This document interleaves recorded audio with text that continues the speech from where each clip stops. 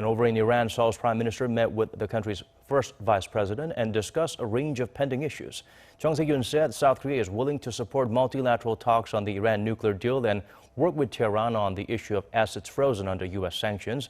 The PM's trip comes after Iran released a South Korean ship that was detained for 3 months. Yoon Jung-min reports.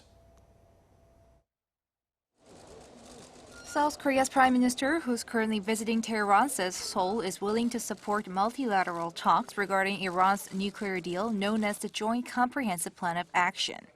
At a joint press conference with Iran's vice president on Sunday, Chung Sye-kyun said related countries should also work together to resolve the issue of frozen Iranian assets in South Korea. The Korean government is willing to support constructive talks between parties to the Iran nuclear deal and will strengthen possible cooperation with Iran and various countries to help resolve the issue of Iranian assets in South Korea.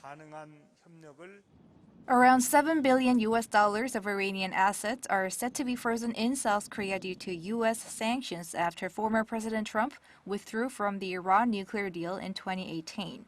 It is widely believed that Iran seized a South Korean vessel back in January to pressure Seoul on the issue. The vessel was released last week. South Korea's prime minister urged Iran to ensure no similar incident takes place again in the future, citing freedom of navigation in the Strait of Hormuz. Iran's vice president urged Seoul to solve the issue of frozen assets as early as possible, saying Iran is suffering from a shortage of medical equipment and medicine amid the pandemic because of the frozen assets.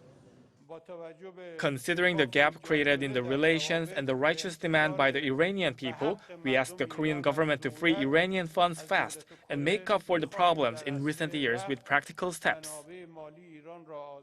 During the meeting, South Korea proposed expanding cooperation on humanitarian issues, including vaccines and medicine trade, as well as economic cooperation as soon as the nuclear deal is revived.